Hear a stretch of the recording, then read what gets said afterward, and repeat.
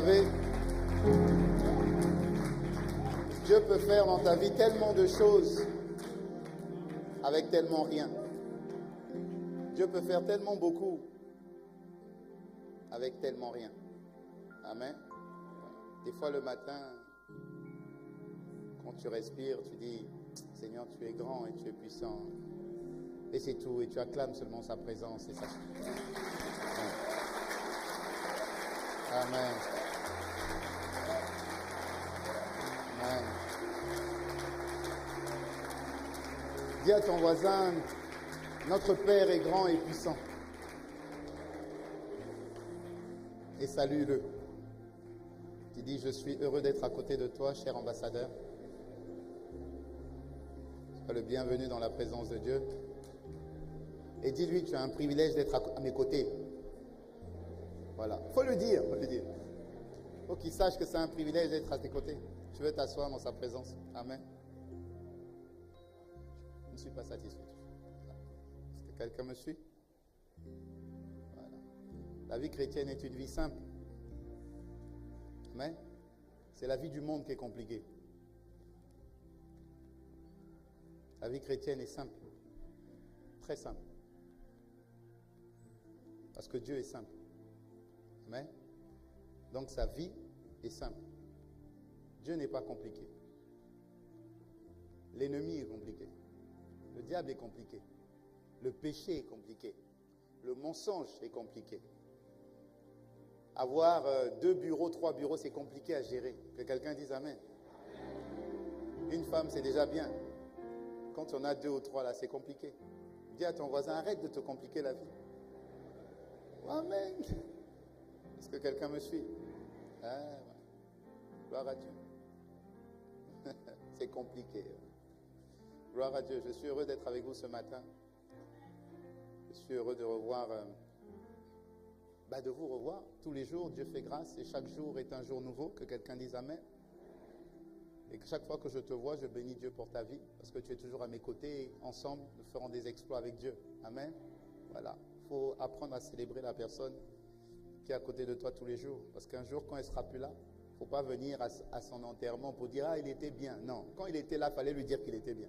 Il ne faut pas attendre qu'il soit parti pour dire qu'il est bien. Est-ce que quelqu'un me suit?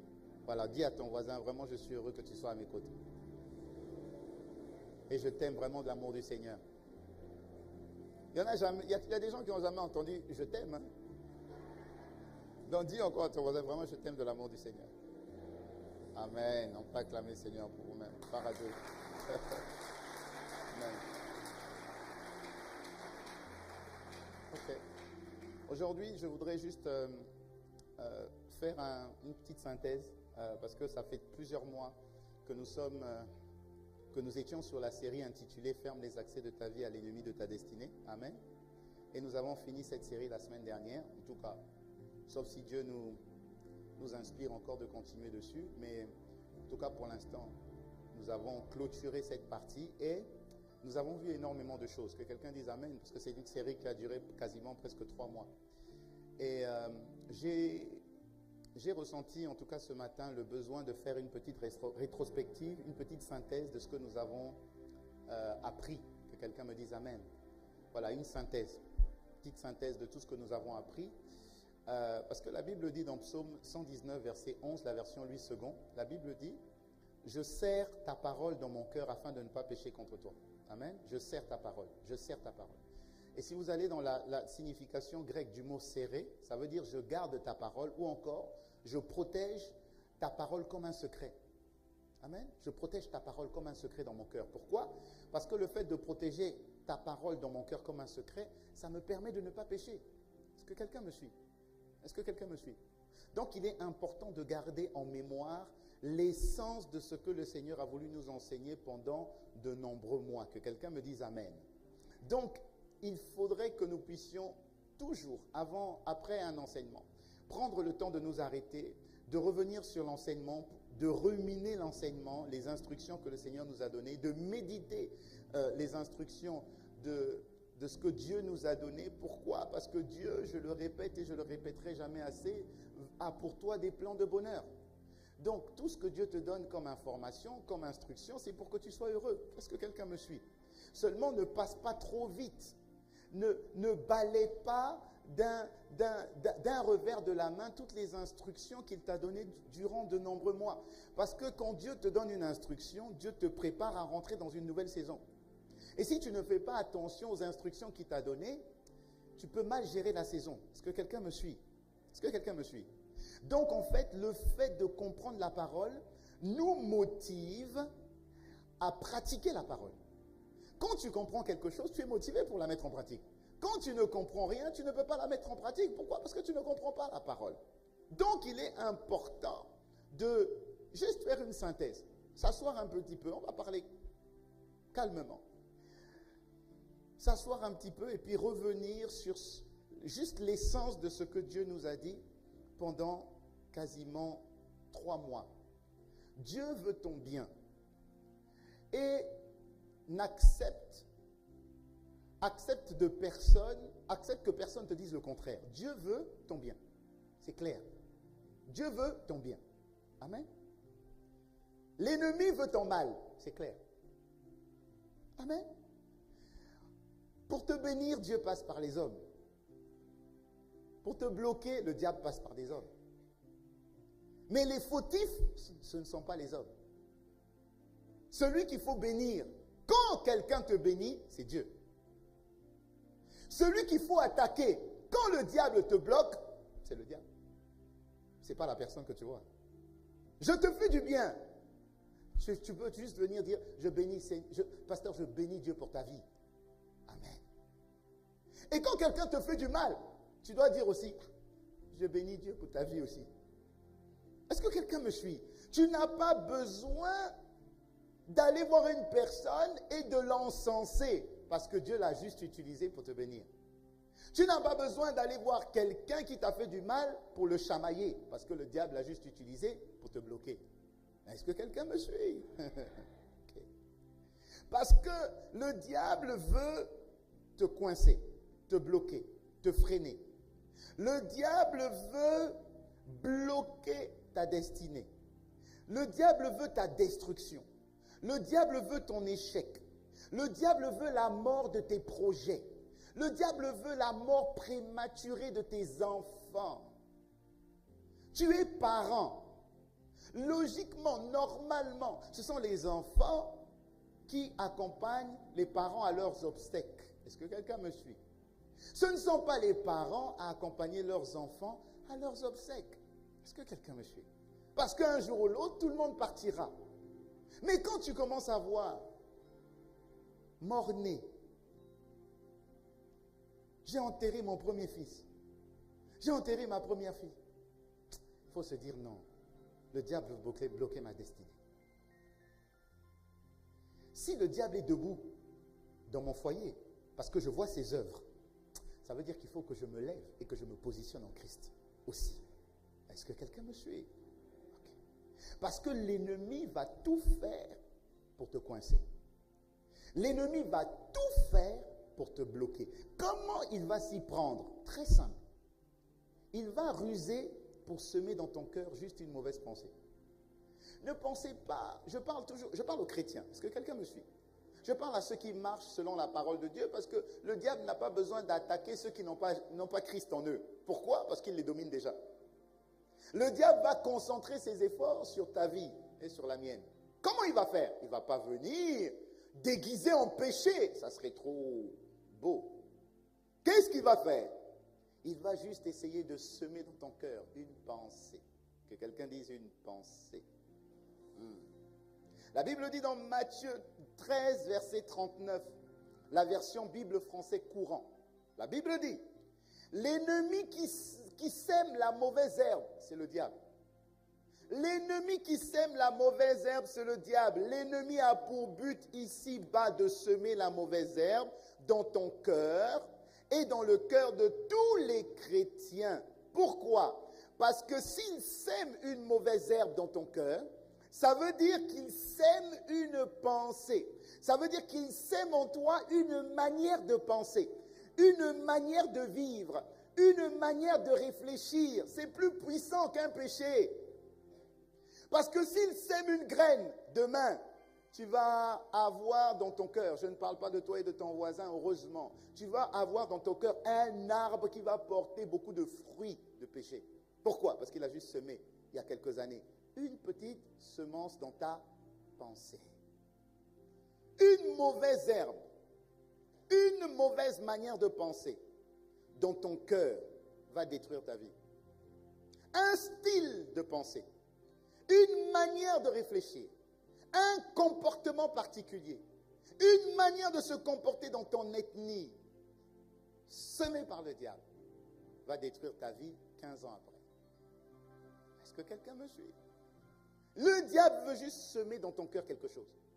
Et la Bible dit dans Proverbe 4, verset 23, « Garde ton cœur, plus que toute autre chose, car de lui viennent les sources de la vie. » Voilà pourquoi Dieu dit, mais il faut que tu gardes ton cœur, attention, à ce que le diable va semer. Par qui? Par tes amis, par tes collègues, par tes parents, s'ils ne sont pas en Christ. Le diable passera toujours par quelqu'un pour essayer de se frayer un chemin dans ton cœur. Voilà pourquoi la Bible dit, attention, garde ton cœur. Fais attention à qui tu donnes tes oreilles.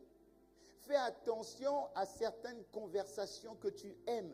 Fais attention, parce que toute personne qui a reçu Christ dans son cœur a reçu en même temps la capacité de vaincre le diable et ses agents. Il n'y a que les enfants de Dieu, il n'y a que la grâce divine qui a le potentiel, le pouvoir de faire fléchir Satan.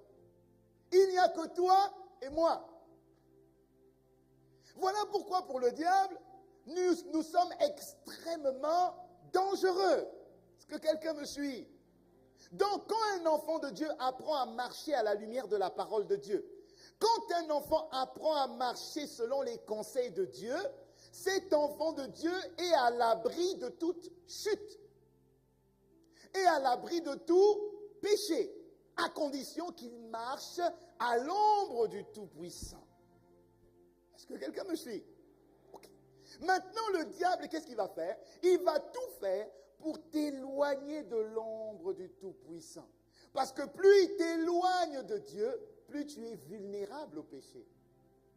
Plus il t'éloigne de la parole, plus tu es sensible à sa parole, à lui. Est-ce que quelqu'un me suit? Quand je parle de chute, quand je dis qu'un enfant de Dieu quand un enfant de Dieu apprend à marcher selon la lumière de la parole de Dieu, il est à l'abri de toute chute. Je ne parle pas des épreuves, je ne parle pas des attaques ou je ne parle pas des tribulations. Je parle des chutes et des échecs chroniques. Pourquoi? Parce que Dieu peut passer par des épreuves pour t'élever. Est-ce que quelqu'un me suit? Okay. Dieu peut te faire passer par des défis pour t'élever. Je ne parle pas de ces épreuves-là, non. Je parle des échecs chroniques.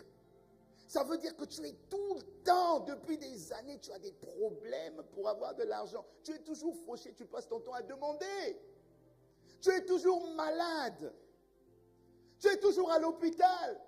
Tu n'as jamais de travail. Non, quand ça commence à devenir chronique, c'est que Dieu n'est pas là-bas.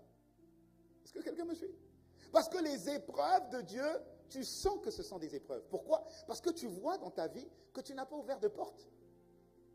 Et que ton cœur ne te condamne pas. Est-ce que quelqu'un me suit? Donc tu sens par là que Dieu est juste en train de t'éprouver. En fait, Dieu est en train de te travailler pour te rendre plus mature. Est-ce que quelqu'un me suit? Mais quand tu passes ton temps à pleurer parce que tes enfants sont toujours malades, tu passes ton temps à pleurer parce que tu perds des enfants jour après jour, tu passes ton temps à pleurer parce que ta famille, ton oncle, ta tante, tes parents meurent, non, Dieu n'est pas là. Pourquoi? Parce que Dieu dit, si tu crois, toi et ta famille, vous serez... Alors, Dieu dit, les croyants sont les seuls à prétendre régner et dominer sur un territoire qu'on appelle le monde. La Bible dit dans 1 Jean 5, verset 4, version parole de vie, tous ceux qui sont enfants de Dieu peuvent vaincre le monde. Tous ceux qui sont enfants de Dieu peuvent dire au diable, à genoux, au nom de Jésus. Il n'y a que les enfants de Dieu qui peuvent le faire. Et le diable en est conscient.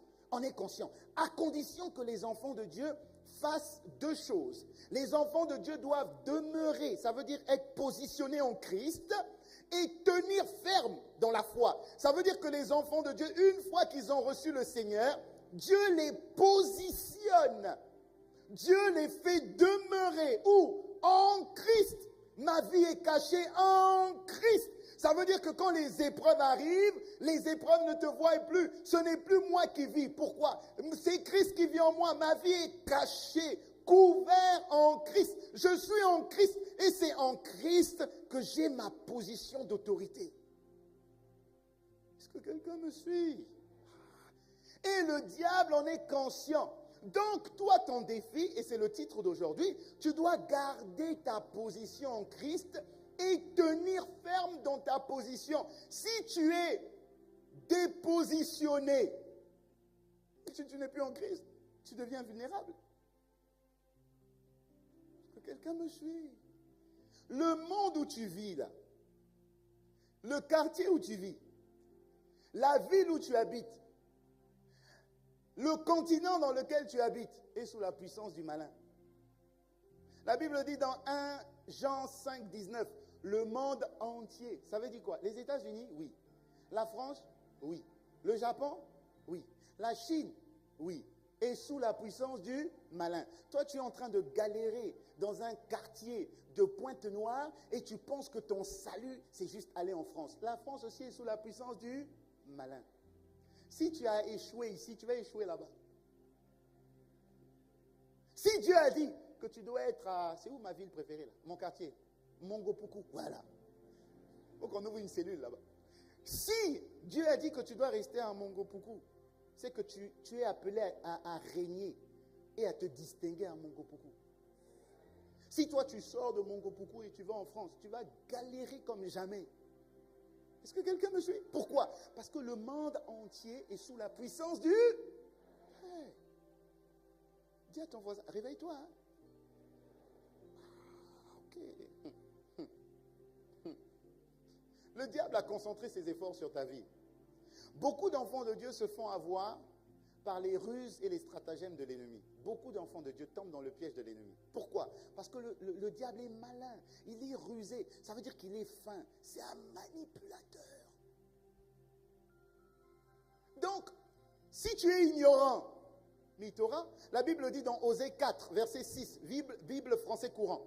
La Bible dit, oui, mon peuple est réduit au silence faute de me connaître. J'aime bien ce verset.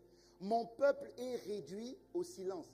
Ça veut dire que Dieu dit, oh, mais qu'est-ce qui se passe? Mon peuple, mes enfants sont réduits au silence. Ça veut dire quoi? Ça veut dire que quand le palu arrive, le palu dit à l'enfant de Dieu, tais-toi, tais-toi, couche-toi, 3 jours, allez, faire fusion. Et toi aussi, tu n'as rien à dire. Mon peuple est réduit au silence.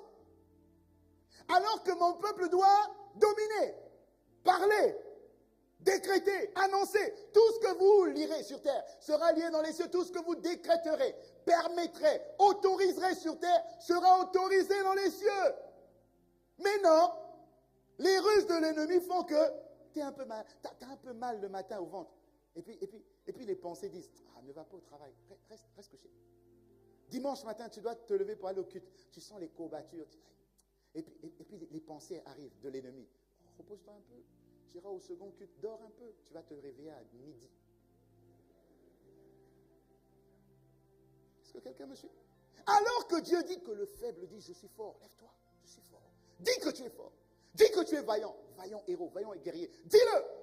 Que cette pensée t'habite. Mais comme tu es ignorant, tu es réduit au silence. Maintenant, si on va beaucoup plus loin, la dernière phrase. La Bible dit dans Osée 4, verset 6, la dernière phrase, la Bible dit, puisque tu as oublié l'enseignement de ton Dieu. Voilà pourquoi tu es réduit au silence. Tu ne sais pas quoi dire. Le diable t'attaque, tu n'as pas de parole. Parce que quand le diable a attaqué Jésus, Jésus a dit, il est écrit. Le diable aussi dit, il est écrit. Jésus dit, il est écrit. Quand le diable vient dire coucher, toi tu ne sais pas quoi dire. C'était quoi déjà le verset? Il faut que j'appelle le pasteur.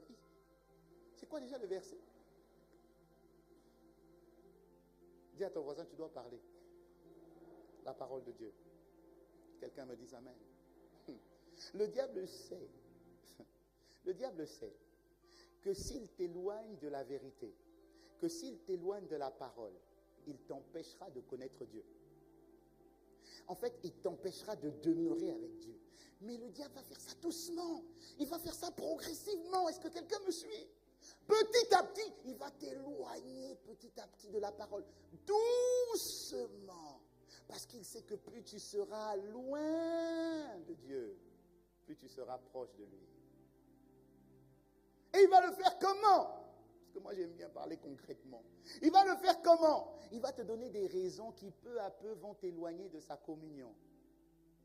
Ah, j'ai beaucoup de travail. J'ai un dossier à rendre lundi. Le Seigneur comprend, c'est le Seigneur qui m'a béni avec ce travail. Donc petit à petit, tu vas louper un dimanche. Et puis le deuxième dimanche, ta belle famille sera là. Ils viennent de vacances. Ça c'est important, il faut que je sois là. Il va te faire louper un deuxième dimanche. Après, il va te faire louper une formation. Après, il va te faire louper la prière. Doucement, mais sans te rendre compte, ton âme sera affaiblie des pensées de Dieu et ton âme sera alimentée des pensées de l'ennemi. Tu vas commencer à prendre l'habitude d'arriver en retard. Tu vas commencer à prendre l'habitude de ne pas venir à un culte. Tu vas commencer à prendre l'habitude de t'éloigner de Dieu. Et quand tu seras tellement loin, tu vas tomber. Tu ne t'en rendras même pas compte.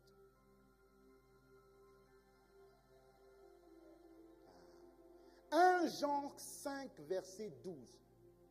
Tu vas tellement aller loin qu'il n'y aura même plus de Jésus en toi. En fait, les gens vont remarquer que même ta parole a commencé à changer. Avant, tu avais une parole pure. Maintenant, il y a des gros mots. Il y a certains mots que tu ne disais plus qui commencent à réapparaître dans ton langage. Il y a certains comportements que tu n'avais plus que tu commences à manifester à nouveau. Vous comprenez? Peu à peu. Petit à petit, on ne voit plus ce caractère du chrétien là. Et des fois, ta femme dit, chérie, tu changes, hein? Non, comment ça se change? Parce que tu se changes où? Ah, avant tu étais toujours à la prière à l'heure, maintenant tu dis, l'argent que je t'emmène là, tu penses que quand je t'emmène l'argent là, tu dis que je suis en retard à la prière? Hein? Ah, chérie, petit à petit, et tu commences à des fois même fuir certains chrétiens. Quand tu les vois, tu fuis. Pourquoi? Parce que tu dis, ah, lui là, il va encore me dire qu'il ne m'a pas vu. Oui, mais il a raison. Mais tu fuis. Tu fuis. Tu ne veux pas le voir. Et à un moment donné, tu as l'impression qu'il t'énerve. Et puis à un moment donné, tu dis, et puis il y a quoi? Il n'y a que cette église. Hein? Je ne peux pas prier à la maison. Ah. Mais il y a 3 mois, tu ne parlais pas comme ça. Il y a de plus en plus le caractère de Dieu qui s'effrite et la nature de quelqu'un d'autre qui vient se coller à toi. Très bien. La Bible dit dans 1 Jean 5, verset 12, celui qui a le Fils a 7 vies. A 7 vies, 7 vies, dans la version Bible français courant. Celui qui a le Fils a 7 vies. Quelle vie? La vie Zoé de Dieu. Elle se voit. Celui qui n'a pas le Fils de Dieu n'a pas la vie. Donc toi tu penses que, mais si j'ai la vie, je respire. Non, la respiration là c'est psouké. C'est la vie naturelle de tout le monde. Mais celui qui a cette vie, quelle vie? La vie de Dieu, la vie dont doivent jouir les enfants de Dieu, la vie divine, la vie qui te permet de dire à un démon, dégage! Est-ce que quelqu'un me suit? Cette vie qui te permet de prendre le téléphone. Un jour, j'étais à Paris, je crois. Je devais intervenir à Paris. Il y a un frère qui m'appelle par mon numéro du Congo. Il m'appelle. Puis il me dit, oui, bon, pasteur, bonjour. Je dis, oui, bonjour. Bon, je m'appelle le frère Intel. Il faut prier pour l'enfant. Je dis, mais toi, tu m'appelles comme ça, tu pries pour l'enfant comment? Non, il faut prier pour l'enfant, il faut prier pour l'enfant, il faut prier pour l'enfant. J'ai dit, bon, je te rappelle. J'ai dit, mais comment qui t'a donné mon numéro de téléphone? Tu penses que je suis comme à la poste, tu viens, tu sonnes et puis je fais ce que tu veux? J'ai appelé un des frères chargé du suivi, et puis j'ai dit, Intel, appelle le frère. Mais quand j'ai dit ça, c'est comme si au-dedans de moi, l'esprit était un peu triste. J'ai ressenti ce truc-là, très sensible. J'ai ressenti, et c'était le Saint-Esprit qui me disait, c'est pas bien, rappelle-le. Je l'ai rappelé. Et puis j'ai dit, bon, explique-moi, qu'est-ce qu'il y a? Il me dit, mon fils est malade. Depuis ce matin, une fièvre jusqu'à environ 40, 42. On ne sait pas ce qu'elle a. Vraiment, là, pasteur, c'est chaud. Là, vraiment, c'est chaud. L'ennemi, la pensée de l'ennemi me dit, mais tu vas faire quoi? Toi, tu es en France, tu vas faire quoi? Dis à quelqu'un d'aller chez lui, tu vas faire quoi? Ça, c'est la pensée de l'ennemi, si tu n'es pas sage. Et la pensée de Dieu dit, mais mes paroles sont esprit et vie. Elles n'ont pas de limitation. Il n'y a pas de kilomètres. Ce que tu dis, c'est ce qui arrive. Parle. Et j'ai commencé à parler. Et mais quand tu parles, quand tu pries, tu sais que cette prière vient de l'esprit et tu sais quand c'est une prière charnelle. Il y a quelque chose qui se passe. Il y a une inspiration, une chaleur qui commence à descendre et te consumer complètement. J'ai prié pour l'enfant, j'ai raccroché. Je suis parti. 3 mois après, hier, monsieur m'appelle. Pasteur, oui, c'est le frère Intel. Je dis, c'est quel frère c'est encore? Vous vous rappelez, je vous avais appelé en France il y a longtemps. Je dis, ah oui, je me rappelle. Il dit, vraiment, Dieu a fait des choses incroyables. Je dis, ah bon, il a fait quoi? Non, grand témoignage, il faut que je témoigne. Parce que là, je suis en train de trembler, je tremble. Je dis, mais qu'est-ce que Dieu a fait quoi? Il dit, je ne pensais pas que l'enfant là allait voir le jour. Parce que je savais et je sentais que ça, là, c'est une attaque démoniaque. Et dans mon cœur, je savais qu'il fallait que je vous appelle, vous. Est-ce que quelqu'un me suit? J'ai fait. Que Dieu soit glorifié. Est-ce que quelqu'un me suit? Mais si j'avais suivi les pensées rusées de l'ennemi, qui étaient justifiées, parce que l'ennemi me disait, mais dis à un frère un tel, d'aller voir. Non. Des fois, il y a des choses qui doivent passer par toi et pas par ton voisin. Est-ce que quelqu'un me suit? Est-ce que quelqu'un me suit? Sois conscient que tu dois développer et entretenir le Fils qui vit en toi. Plus tu l'entretiens, plus il te donne la vie. Plus tu l'élèves, plus cette vie-là se manifeste naturellement. Sans effort, cette vie t'accompagne. Cette vie se traduit au travers de ta bouche, au travers de ce que tu dis. Tu n'as pas besoin d'être pasteur pour ça. Tu es déjà enfant de Dieu. C'est largement suffisant. C'est le plus grand titre, enfant de Dieu. Ah. Oh Seigneur. Mais comment le diable fait-il pour piéger les citoyens du royaume des cieux? Je résume. Comment le diable fait-il? Je vais vous donner 4 points. Comment le diable fait-il? Le diable, premièrement, va essayer de passer par les convoitises de la chair. On l'a vu. Amen. Pourquoi il va essayer de passer par les convoitises de la chair? Parce que ta chair ne peut pas être renouvelée. La chair, là, la chair est corrompue. Jusqu'à la fin, elle sera corrompue. La chair est ton ennemi. Tu ne peux pas caresser la chair. Tu dois l'assujettir. Est-ce que quelqu'un me suit? Okay. Donc, le diable, qu'est-ce qu'il va faire? Sachant ça, il va emmener vers ta chair ce que ta chair aime, ce que ta chair désire. Il te connaît. Puisque tu es né Adam. Tu es né esclave de Satan. Est-ce que quelqu'un me suit? Donc il sait ce que tu aimes, ce que ta chair aime.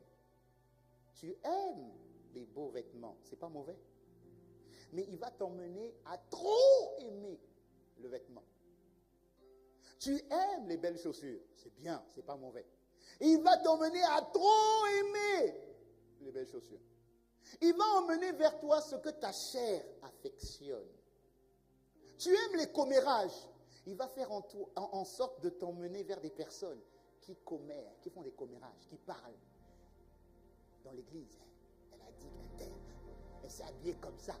Et il sait que tu aimes ça. Donc naturellement, il va emmener vers toi les personnes dans l'église qui aiment la même chose que toi.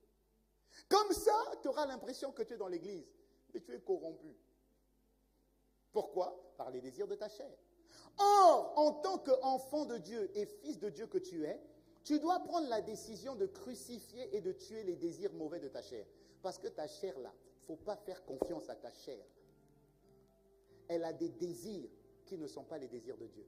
Regardez ce que la Bible dit dans Galates 5, verset 24. La Bible dit, version parole de vie, ceux qui appartiennent au Christ Jésus ont cloué sur la croix les désirs mauvais qui les entraînaient. Ceux qui appartiennent au Christ Jésus. Quelle est la personne qui appartient à Christ Jésus ici? C'est bien, mon frère. Quand tu ne lèves pas la main, au moins, on t'a repéré. Ceux qui appartiennent au Christ Jésus ont cloué sur la croix les désirs mauvais qui les entraînaient. Ça veut dire que tu peux être en Christ, mais tu es conduit par les désirs de ta chair.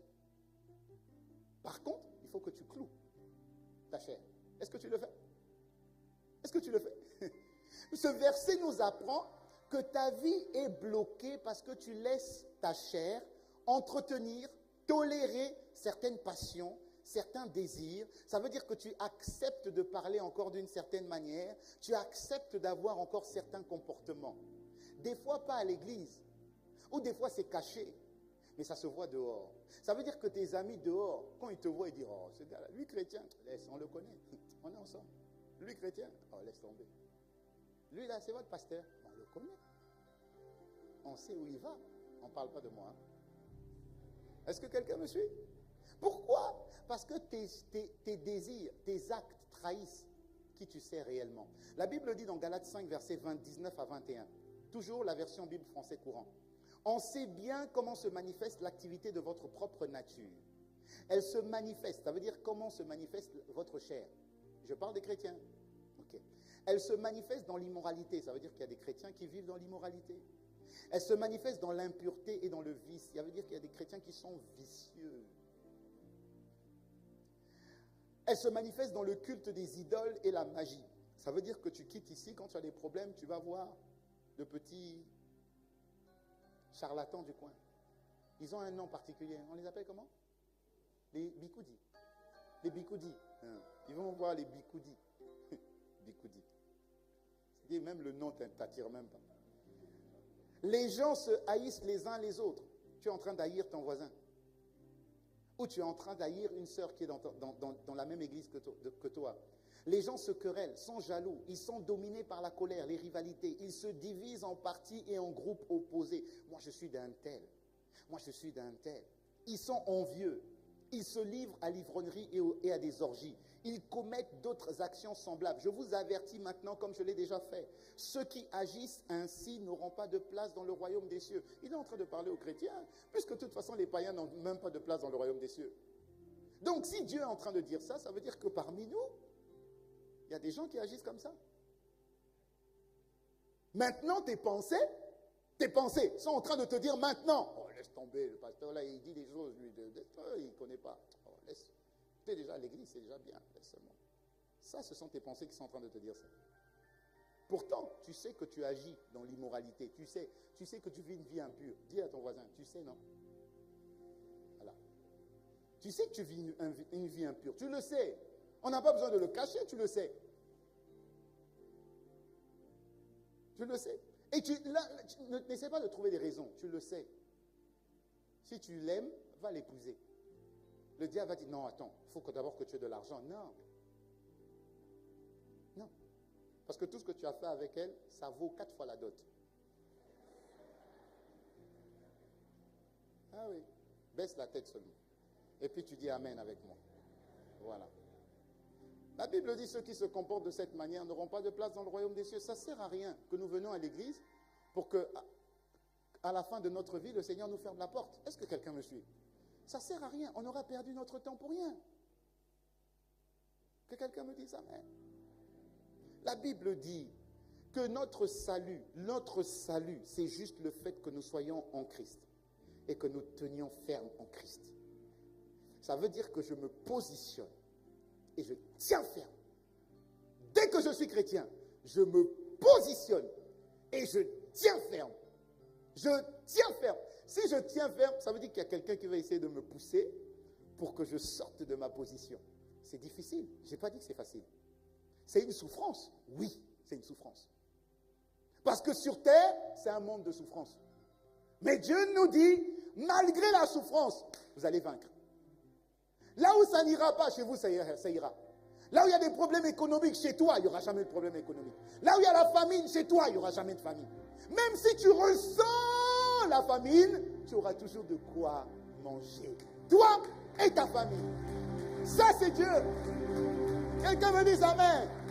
1 Pierre 5, verset 9 dit, résistez-lui avec une foi ferme. En parlant de qui? Du diable. Résistez-lui avec une foi ferme, sachant que les mêmes souffrances sont imposées à vos frères dans le monde. Ton frère vit la même chose. S'il tient, pourquoi tu ne tiens pas? S'il y arrive, pourquoi tu n'y arrives pas? Tu es en train de pleurer, pourquoi tu pleures? Est-ce que la Bible nous dit qu'il faut pleurer? Non. Non. Pourquoi tu te plains? Si tu dois te plaindre, va te plaindre devant Dieu. Dieu dit, viens, sois plaintif. Bon, énumère maintenant les faits qui te donnent raison. Pourquoi je dois agir dans ta vie? Parle, annonce, mais tu n'as rien à dire. Que quelqu'un dit, il faut que ça change. Il faut que ça change.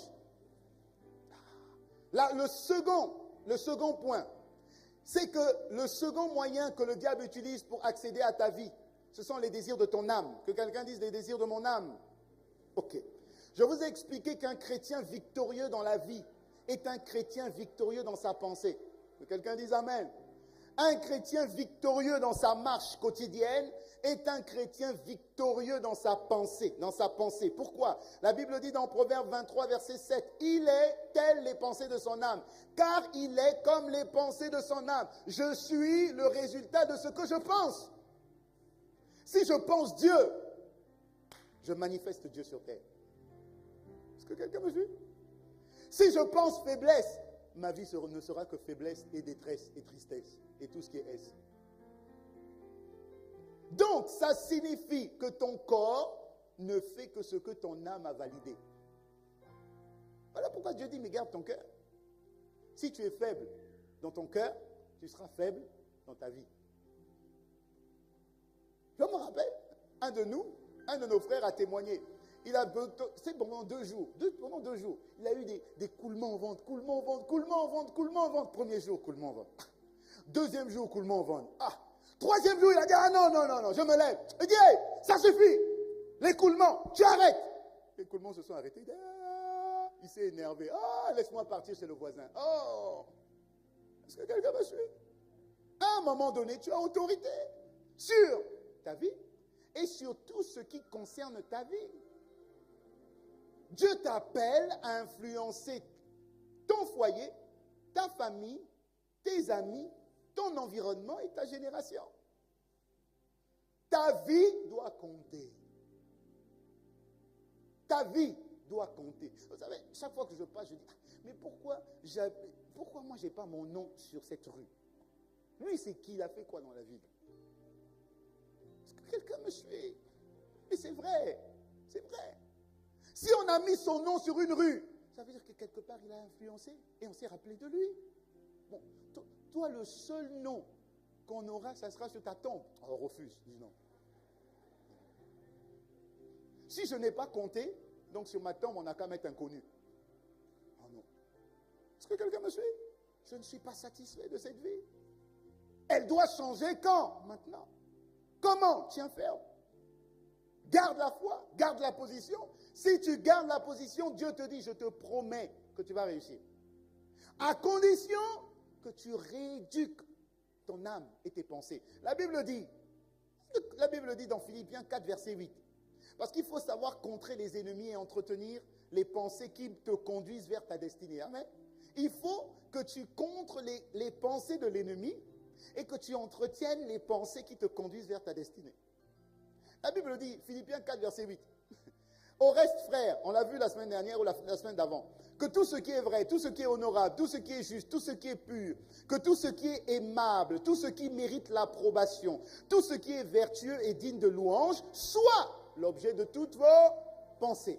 Que tout ce qui est pur, tout ce qui est honorable, tout ce qui est respectueux, tout ce qui est courtois, tout ce qui est vertueux, soit sans cesse dans vos pensées. Si Dieu le dit, ça veut dire qu'il y a des choses impures qui vont venir dans ta pensée. Pourquoi? Parce qu'il dit que tout ce qui est pur, ça veut dire qu'il y a des choses impures qui viendront dans ta pensée. Tout ce qui est vrai, ça veut dire que des fois tu seras tenté de mentir. Tout ce qui est honorable, ça veut dire qu'il y aura des pensées qui vont t'emmener à faire des choses qui ne sont pas honorables. Choisis de penser comme Dieu et tu vivras comme Dieu. Tu as le droit de choisir par quelle pensée tu vas être influencé. Soit par la pensée de Satan, soit par la pensée de celui qui te veut du bien. Ça veut dire Christ Jésus. Tu as le choix. Et si je vais vous le confirmer dans la parole de Romains 12, verset 2, je ne vais pas tout lire. Dans Romains 12, verset 2, la Bible dit, je prends à partir de la deuxième phrase, ne conformez pas votre vie aux principes qui régissent ce siècle. Ça veut dire n'ayez pas les mêmes pensées que les gens du monde. Ne pensez pas comme les gens du monde. Si vous voulez réfléchir, pensez comme Dieu veut que vous puissiez penser. Même au milieu des impurs, pensez pur. Même au milieu des mensonges, pensez vérité. C'est votre seul moyen, c'est notre seul moyen pour que nous puissions réussir. Il dit, je continue, ne copiez pas les modes et les habitudes du jour. Laissez-vous plutôt entièrement transformer par le renouvellement de votre mentalité. Adaptez votre attitude intérieure. Adaptez votre attitude intérieure différente. Adoptez une attitude intérieure différente. Donnez à vos pensées, que quelqu'un me dise cette phrase, donnez à vos pensées une nouvelle orientation afin de pouvoir discerner ce que Dieu veut de nous. Donne à ta pensée une nouvelle orientation. Si ta vie ne fonctionnait pas, donne à ta pensée la nouvelle orientation. Oriente tes pensées sur Christ, qui veut ta réussite. Jusqu'à aujourd'hui, tu n'es pas satisfait de ta vie. Mais donne à tes pensées une nouvelle orientation. Ne continue pas à faire ce que tu as toujours fait parce que tu auras ce que tu as toujours eu. Si tu veux vivre ce que tu n'as jamais vécu, sème ce que tu n'as jamais semé. Ah là là, Seigneur. Le diable utilise les mauvaises pensées, les mauvaises paroles comme armes pour dominer l'âme des chrétiens. Ce n'est pas compliqué. Est-ce que quelqu'un me suit? Que quelqu'un dit, je comprends que je dois garder mon âme, garder mon cœur à toutes les pensées du diable. C'est une guerre. Et je gagne cette guerre. Amen. Troisième point, justement, il faut gagner la bataille de l'âme. Je résume. Il faut gagner la bataille de l'âme parce que chaque point était un enseignement sur 2 semaines. Il faut gagner la bataille de l'âme. Je recentre juste, je fais une synthèse pour aider ceux qui sont arrivés peut-être aujourd'hui pour la première fois, mais vous pouvez prendre les CD et les MP3 à la fin de la célébration. Il faut gagner la bataille de l'âme. Écoutez bien ceci. Quand les chrétiens suivent les modes et les habitudes de ce monde, quand les chrétiens essayent de vivre comme les gens du monde, ils sont en train de permettre à Satan d'édifier des forteresses dans leur âme. Quand moi, en tant que chrétien, j'essaie de suivre la mode, aujourd'hui on s'habille en taille basse, donc moi je vais aussi m'habiller en taille basse. Demain, on s'habille en mini, moi aussi je vais m'habiller en mini. Après-demain, c'est maintenant slim, moi aussi je m'habille en slim. Si tu suis la mode de ce monde, tu permets à Satan de mettre dans ton âme, sans que tu te rendes compte, des forteresses. Ça veut dire des raisonnements. Ça veut dire des opinions. Ça veut dire une nouvelle manière de penser. Et sans te rendre compte, tu vas maintenant jouer avec la parole. Quand la parole dit ça, tu vas essayer de trouver des arguments pour contrecarrer ce que la parole dit. Pourquoi? Parce que tu as pris l'habitude de suivre les modes du monde. Est-ce que quelqu'un me suit? Ok. La Bible dit une chose dans Jean 15, verset 5. Celui qui demeure uni à moi, la version parole vivante. Celui qui demeure uni à moi et en qui coule ma vie portera du fruit en abondance. Car séparé de moi, vous ne pouvez rien faire du tout. Ça veut dire que si vous suivez les modes du monde, vous êtes forcément séparé de Dieu. Et quand vous êtes séparé de Dieu, vous ne pouvez rien faire de bon. Quand vous êtes séparé de Dieu, vous êtes désunis avec Dieu. Et si vous êtes désunis avec Dieu, vous êtes forcément unis à quelqu'un d'autre. Je ne vous dis pas qui, vous savez déjà qui c'est. Est-ce que quelqu'un me suit? Quand nous avons accepté Christ, nous avons changé de camp. Nous sommes passés du royaume des ténèbres au royaume de la lumière. Et le royaume des ténèbres ne va pas vous laisser partir comme ça. Non, le royaume des ténèbres va dire, on va tout faire pour le récupérer. Comment? On va l'emmener à avoir certaines habitudes. Comme on le connaît, on a vécu avec lui pendant 15 ans. On sait quelles sont ces choses qu'il aime. Même en Christ, on va la voir. Petit à petit, on va la voir. Bizarrement, les gens qui, dans le monde, que tu n'arrivais pas à voir, ou tu n'arrivais pas à sortir avec certaines filles, ou tu n'arrivais pas à plaire à certains hommes, bizarrement, quand tu es en Christ, les gens qui te fuyaient là, c'est maintenant eux qui viennent. Toi, tu dis, j'ai la lumière de Dieu. Ça doit les attirer. Et toi, tu vas dire, je vais les emmener à l'église, et puis le Seigneur va les convertir. Oh, quelle erreur. Parce que c'est lui qui va te convertir. La Bible dit, les mauvaises compagnies corrompent les bonnes. Ce n'est pas à toi de l'emmener à l'église sous prétexte qu'en Christ, il n'y a pas de beaux-frères. Les frères à l'église, là, vraiment, ils sont compliqués. Il n'y a rien à l'église. Donc, comme il n'y a rien à l'église, il y a quoi? Il n'y a que des prieurs, des intercesseurs, des gens qui ne travaillent pas. Quand tu les regardes, là, ils sont bizarres. Et puis, ils prient tout le temps. Donc, qu'est-ce que je vais faire? Je vais un peu aller dans le monde, et puis je vais prendre un, et puis, pasteur, il vient maintenant à l'église. Hein?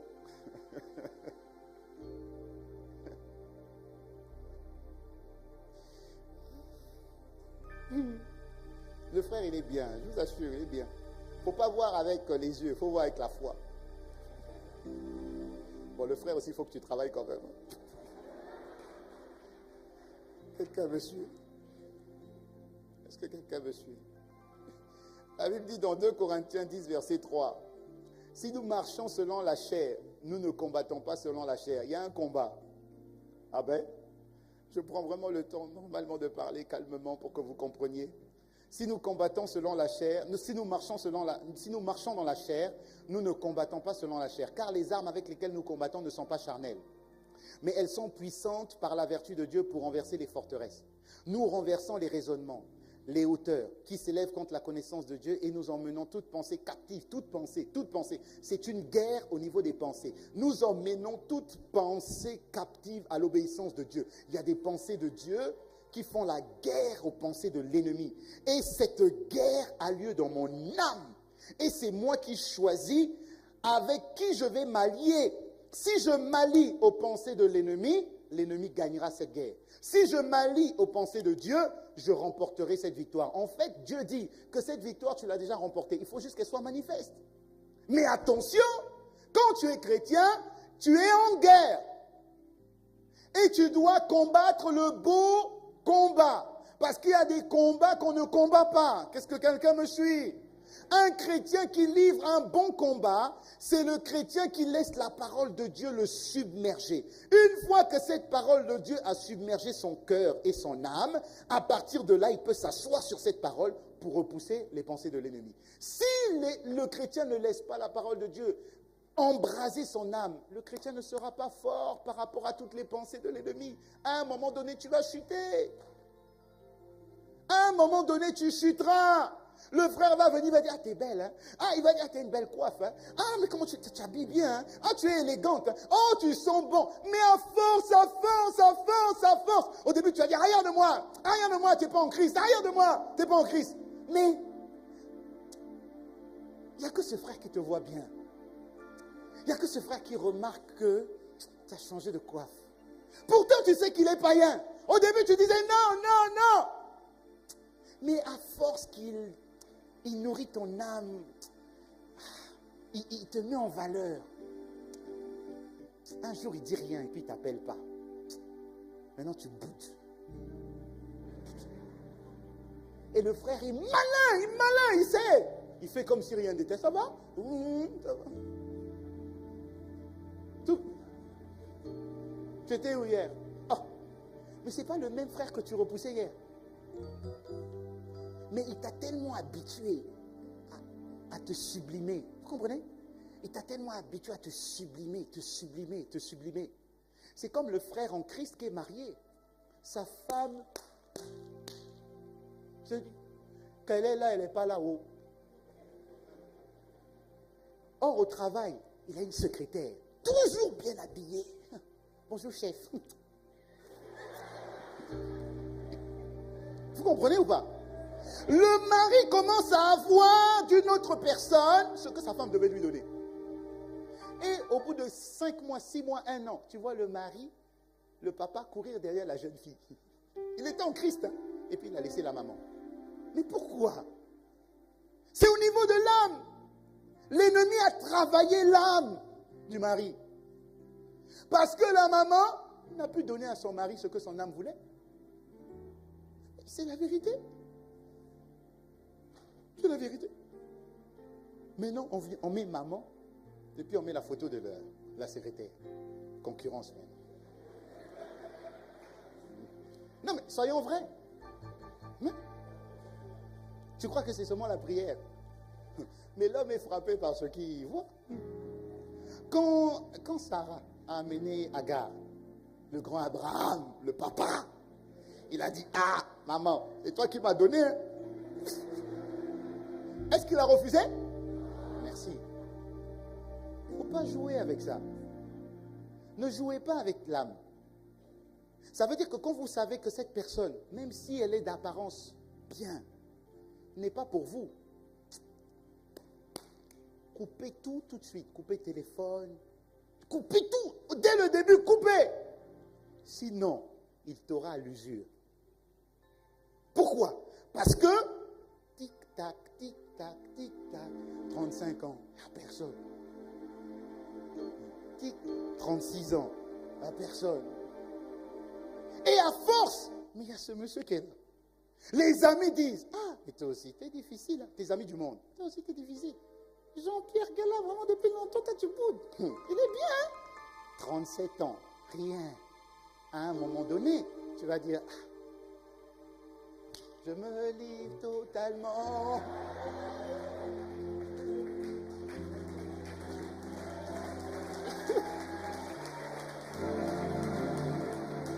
Oh là là. Que quelqu'un dise, il y a une guerre. Et tu dois être conscient de cette guerre. Elle a lieu dans ton âme. Oh là là. Je vous assure, elle a lieu dans ton âme, dans ton âme, dans ton âme. Le combat là, c'est pas, oh, ouais, tu cries, c'est pas là le combat. Le diable est calme. Des fois même, il veut même que vous criez, lié. Il sait qu'il est où? Il est dedans. Il est dedans. Vous voyez des gens qui brillent à l'église. Dès qu'ils ont fini, ils vont voir le bureau numéro 2. Mais il vient de prier. Pourquoi? Son âme est déjà prise. Depuis. Mais comme il n'est pas conscient de ça, qu'il y a un combat réel au niveau de son âme, mais il ne fait pas attention, il pense que ce sont des pensées. Oh, c'est pas grave. Il y en a qui commettent beaucoup d'adultère dans les pensées. Pourtant, ils sont mariés. Mais quand ils dorment, le mari vient. Mais comme elle n'est plus avec le mari, émotionnellement, elle est divorcée. Hein? Elle est divorcée. Donc, quand elle sait que son mari vient, qu'est-ce qu'elle fait? Elle fait comme si elle dormait, elle se tourne le dos. Donc le mari tourne. Pourquoi? Elle ne veut pas que le mari la touche. Pourquoi? Elle est dans ses pensées avec quelqu'un. Oh là là. Je vous dis. Ces choses-là.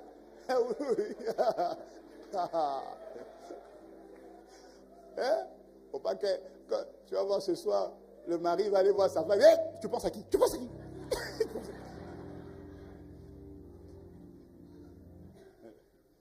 Voilà pourquoi la Bible dit que, bien aimé, je veux que vous prospériez à tous égards et que vous soyez en bonne santé. Comme prospère l'état de ton âme. Mais ça, il n'y a personne qui connaît l'état de ton âme, il n'y a que toi qui sais ce que tu penses. Est-ce que quelqu'un me suit? Ah, on va s'arrêter là, on finira la prochaine fois.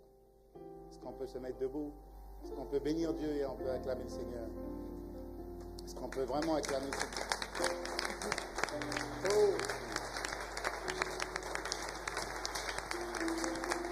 Oh Seigneur, je me livre.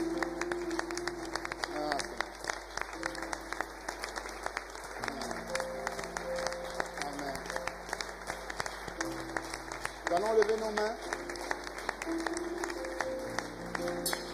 dire à Dieu,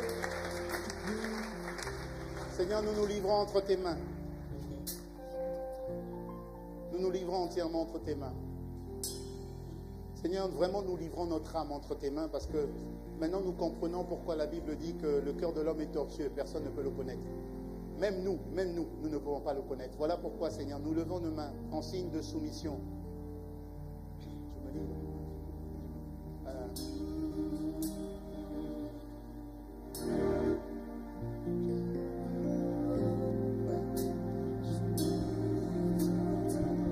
Je livre mon âme, je livre mon cœur, je livre mes pensées. Je m'abandonne, je me laisse embraser par ta parole. Je reconnais que je ne me connais pas, que je ne sais pas ce que je vaux dans mon cœur. Je reconnais que si tu ne me possèdes pas, c'en est fini de ma vie. Je reconnais, si je ne te reprends pas par la main, je suis perdu. Je reconnais, si tu ne me colonises pas, je serai colonisé par autre. Je reconnais, si tu ne me possèdes pas, je serai possédé par l'autre. Je reconnais, si tu ne me prends pas, je serai pris par l'autre. Je reconnais, si tu n'occupes pas la première place, quelqu'un d'autre risque de le faire. Je reconnais que j'ai fait le choix de choisir entre la vie et la mort. Je reconnais que j'ai fait le choix de choisir la bénédiction ou la malédiction. Je reconnais que j'ai fait le choix de t'appartenir ou non. Je reconnais que j'ai fait le choix de marcher selon ta parole ou pas. Je reconnais que ce matin, j'ai la volonté de choisir le bien. Je reconnais que ce matin, j'ai l'opportunité de te choisir. Je reconnais que ce matin, j'oriente mon cœur vers toi. Oh Seigneur, je reconnais que ce matin, je veux t'inviter dans ma vie.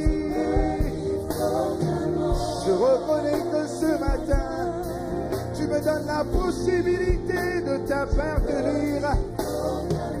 Je reconnais que ce matin, tu me donnes la part particulière de faire partie de toi. Je reconnais que ce matin, tu me donnes la possibilité de te prendre par la main. Je reconnais, oui, que je veux te choisir.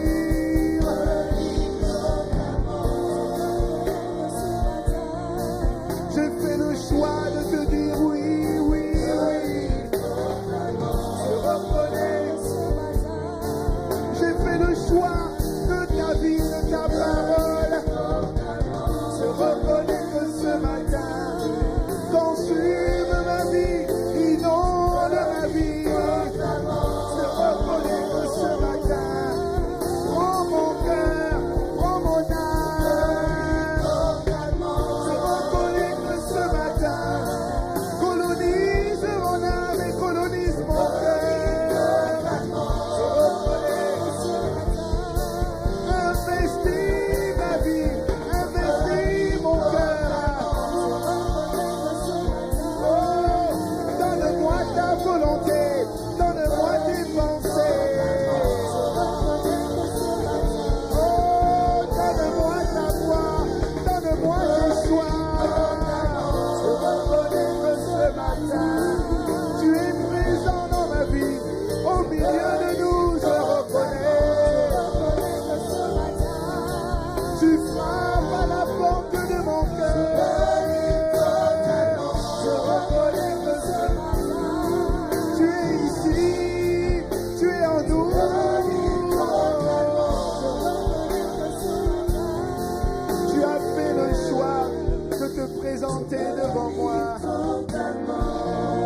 reconnais que ce matin, tu me donnes la possibilité de t'accueillir à nouveau dans mon cœur et dans ma vie. Je reconnais que ce matin, tu me donnes à nouveau la possibilité de renier une alliance avec toi. Je reconnais que ce matin, parce que j'ai entendu cette parole, tu me donnes la possibilité de t'accepter encore une fois comme le Seigneur et le Maître de mon cœur, de mon cœur, de mon cœur et de ma vie. Seigneur, merci pour cette grâce. Et Seigneur, merci pour cette faveur.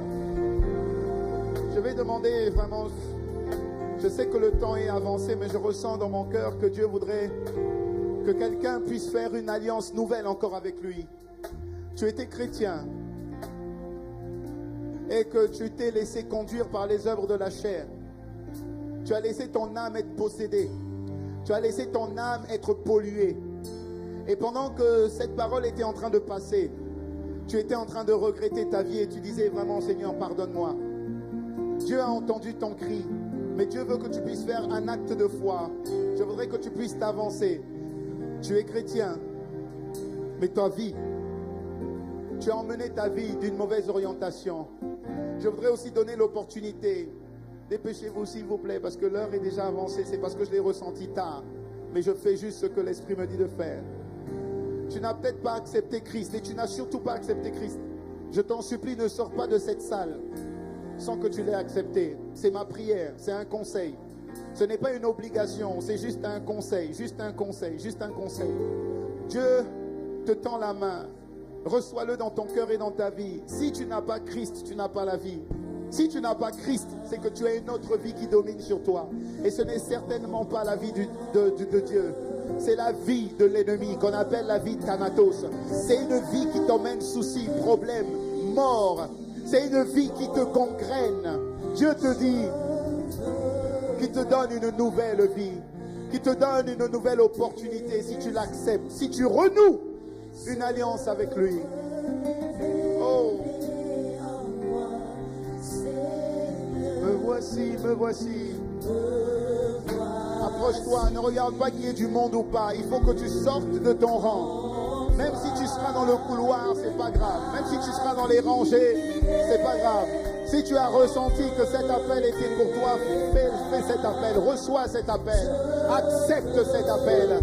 Tu ne dois pas repartir tel que tu étais venu. Se révéler.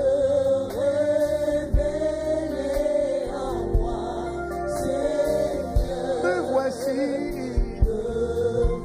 Seigneur, nous voici, nous voici, nous voici. Tels que nous sommes, nous voici, nous voici, nous voici. Nos vies entre tes mains. Et toutes les personnes qui s'approchent veulent te donner leur vie, veulent renouer avec toi, veulent s'asseoir à nouveau avec toi. Je t'en supplie. Oh, je t'en prie. Ne nous laisse pas, ne nous abandonne pas, ne nous délaisse pas. Me voici devant toi. Nos vies, nos cœurs, nos âmes. Nous les remettons entre tes mains. Nous voulons voir tes pensées, tes désirs, tes voies, tes projets agir au travers de nos vies. Oh, je me livre totalement. Je me livre totalement.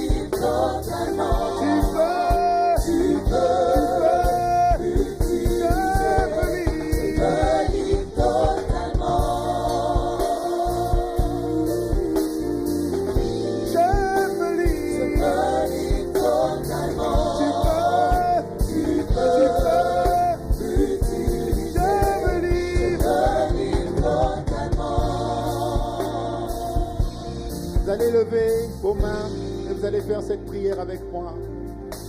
Et le peuple de Dieu, est-ce que vous pouvez tendre vos mains, s'il vous plaît, vers nos frères qui se sont avancés? Nous sommes un, nous sommes ensemble. Nous sommes un et nous sommes ensemble. Et vous allez répéter cette prière avec moi. Seigneur Jésus, me voici, tel que je suis, avec mon état de cœur et mon état d'âme. Seigneur, je sais que je ne peux me changer, mais j'ai la volonté de changer. Voilà pourquoi je viens auprès de toi. Tu es celui qui produit le vouloir et le faire.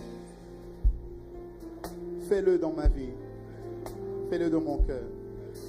Je donne une nouvelle orientation à mes pensées, à mon âme et à ma vie.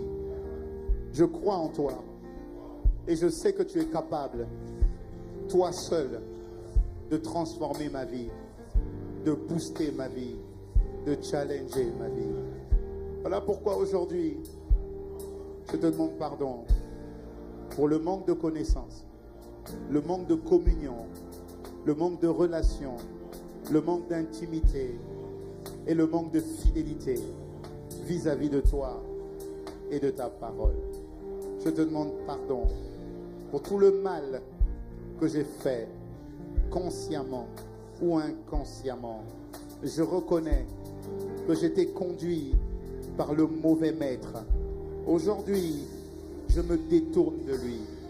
Je me détourne de ses œuvres. J'arrache ses œuvres et les semences qu'il avait plantées dans mon cœur. Je les déracine et je les jette au nom de Jésus. Que le feu détruise ces semences au nom de Jésus. Je me tourne vers toi. Je reviens à toi tel que je suis. Ne me laisse pas vide. Ne laisse pas ma maison juste ornée. Remplis-moi. Sature-moi. Inonde-moi. Embrase-moi de ta présence, de ta parole, de ton intimité, de ta fidélité, de ta relation, de ton union, de ta fusion, de ta communion. Je te reçois encore une fois dans ma vie comme mon Seigneur, comme mon Kurios, comme mon sauveur personnel. Prends mon cœur, prends mes pensées et assieds-toi dans mon âme. Prends toute la place. Avec toi, faisons des exploits. Merci pour ce matin.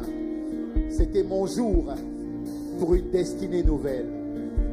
Je te suis infiniment reconnaissant. Merci pour cette alliance. Merci pour ma nouvelle identité. Et merci pour ma nouvelle destination. Avec action de grâce. Au nom de Christ Jésus. Seigneur, merci pour toutes ces vies qui se sont approchées devant toi. Merci pour l'humilité de leur cœur. La Bible dit que l'humilité précède la gloire. Merci pour la gloire nouvelle de marcher avec toi, avec action de grâce et avec reconnaissance.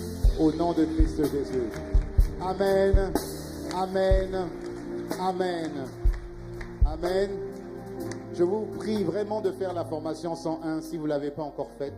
Ou si vous l'avez déjà faite, refaites-la. Amen. Vraiment, je vous prie de la faire. Vous allez voir. Vous allez comprendre des choses différemment. Une destinée nouvelle vous appelle, vous attend. Une vie nouvelle vous attend. Des vies d'exploits vous attendent. Amen. Vous êtes des tueurs de géants, des producteurs de preuves, des faiseurs de miracles. C'est votre vie. Amen. Vous pouvez reprendre vos places. Est-ce qu'on peut acclamer le Seigneur encore une fois?